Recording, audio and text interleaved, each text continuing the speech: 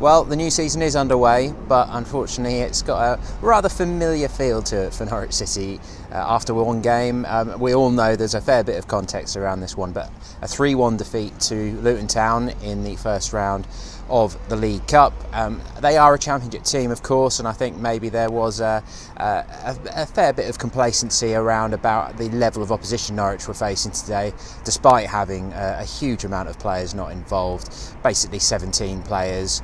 13 first teamers away on international duty, Emi Buendia serving a suspension, and then Josip Drmic, Tom Tribal and Mo Leitner are all not involved. So you can basically say that's 17, can't you? And when you add all that into the mix, that Luton actually took 16 points from their last 27 possible at the back end of last season, that final 9 games when Nathan Jones returned to the club during lockdown and pulled off a pretty miraculous survival really for them. They shouldn't have been underestimated, and they were really good examples of exactly what you're going to face every week in the Championship. You know, they were strong. They weren't hugely direct. They did try to play a bit of football, but they were well up for this game right from the start. Nathan Jones really had them fired up, and they didn't necessarily press Norwich all the time, but when they went into the tackle, they went in strongly. They gave Norwich a really competitive game, and they deserved the win in the end, although the stats don't necessarily show that. They had 44% of possession and 10 shots at goal, whereas Norwich had 56 and 12% of possession and 12 shots at goal. So I think that the big thing that Norwich fans are going to be taking away from this, and hopefully a lot of you are able to watch this at home, even if you weren't able to be here, again, still behind closed doors, unfortunately, for hopefully not too much longer, but we talked about that a fair bit already.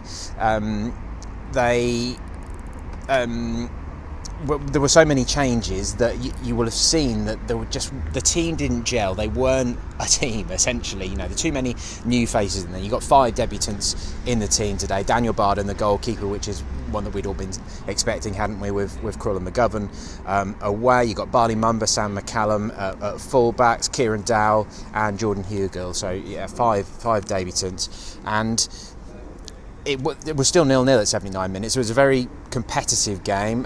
Zimmerman had made a good block in the first half, quite a heroic block as he tends to do, chucks himself into one, but they had gone close twice. Elliot Lee and Martin Craney, both with goals, and I'm told that apparently online that the Craney header was actually credited as a goal online, and some Norwich fans were unsure whether Norwich were actually losing during the first half, but they definitely weren't. It was 0-0 at half time. That's what it said on the scoreboard, and that's definitely what we saw, because we were right behind that Craney header, and it did drift wide, and Barden was probably struggling to get there if it had been on target.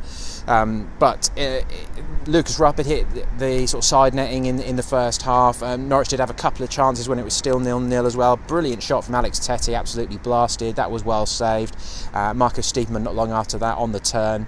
But in general, going forward, we saw Hugill. This is his first game, but I think he's going to be pretty frustrated that it was clear that he wasn't part of that team, that he wasn't used to the way that Norwich were playing, and it's almost a bit like Norwich have forgotten how to cross the ball. You've got a big centre forward in there who wants to compete, admittedly up against 2 big centre backs, but he just didn't get any service like that at all, really. There was one moment in the second half when Mario Vrancic had chipped the ball into the box, took it on the turn on his chest, and he thought he was going to get a shot goal, and the offside flag denied him. But yeah, a pretty forgettable debut for Jordan, to be honest. And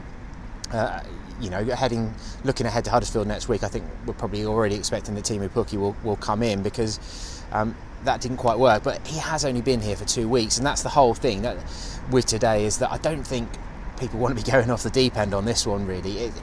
There's been so many changes to the squad, and frankly, this doesn't really matter. You know, going out in the first round of the League Cup, if you'd have gone through, you'd have had a midweek game in 10 days' time.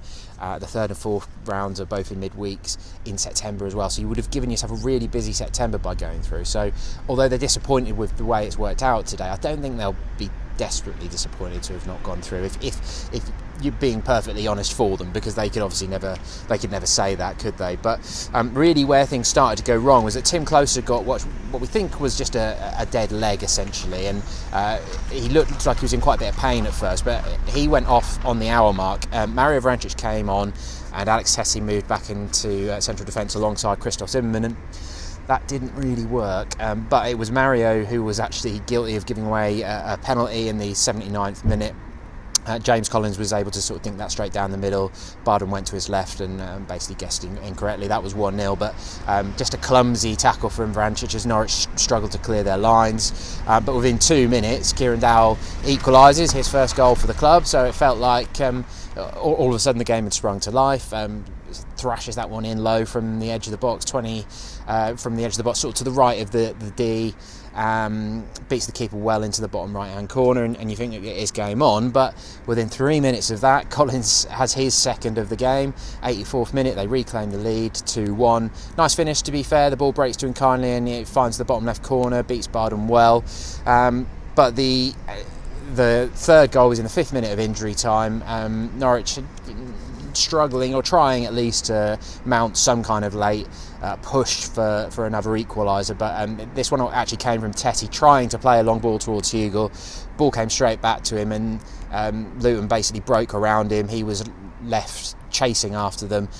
Their substitute Clark squared it to Collins at the back post, and he was able to complete his hat-trick quite simply for 3-1, and they were well chuffed, obviously, to be beating a Premier League opposition, a team who had thrashed them 5-1 in pre-season last year when Norwich were Premier League and they'd just been promoted into the Championship. So not the best of days. I mean, in terms of positives, I'm going to try and give you, as a little bit of a new part of the video verdicts this year, I'm going to give you my man of the match and some ratings. I won't list through all of them, but man of the match today I would probably just about give to Barley Mumba at right back. He didn't look like he was too far off being capable of coming in and replacing Max Aarons. Obviously still got a lot to learn, but athletic, very keen to get forward, not afraid to put his foot into the tackle as well. I'm not saying he was perfect, but I would say of the players to play today, it would probably be Mumba, Kieran Dowell and Josh Martin. And until he came off, he was replaced by Onel Hernandez in the 72nd minute. He was pretty bright.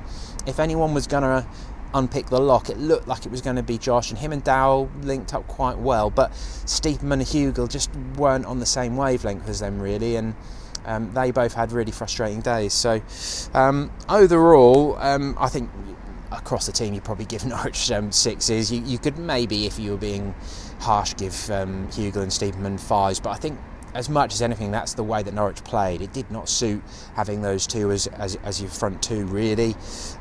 Otherwise, we've got the Jamal Lewis situation going on in the background at the moment. Newcastle have made a bid. Whether that will get agreed, I don't know. As we record, we haven't heard that Norwich have accepted it, but it's around 15 million with potential add-ons. So that's the sort of deal that Norwich have been wanting for Jamal.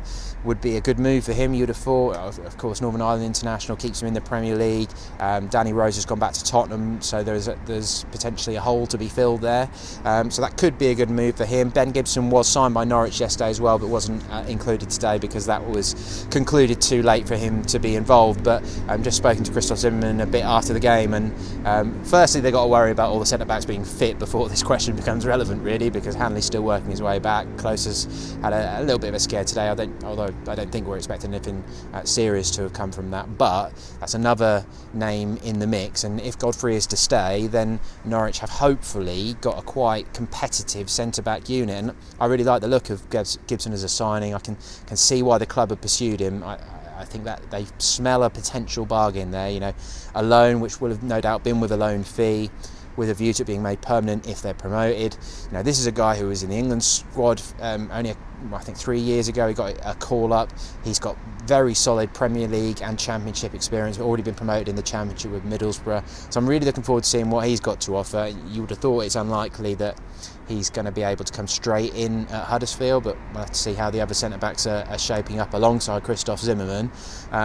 That would have been the one thing about getting through in the Cup, really, wouldn't it? They've got such a big squad at the moment that game time could have been helpful to the likes of your Josh Martins and the new boys who are coming in, your Sananis, your McCallum, who we saw at left back today. Melvin City actually came on as well, another debutant with 5 minutes remaining. He replaced McCallum, and Lucas Rupp dropped back to left back, and he looked quite composed on the ball. He's quite looks quite strong as well. You can definitely see that there's a sort of potential Tetty successor in there, but whether he will get involved properly or whether he's looking at a loan move remains to be seen. We're going to see so much flux, I think, still with this squad. It's not settled yet, and that's probably the big thing we come away from here today, is that Norwich are a work in progress, aren't they? And today, this isn't a game that they've totally slumped in. It was very competitive overall. It did feel a bit like pre-season, not in terms of that it wasn't competitive, but both teams lacking in sort of match fitness and match sharpness, I felt.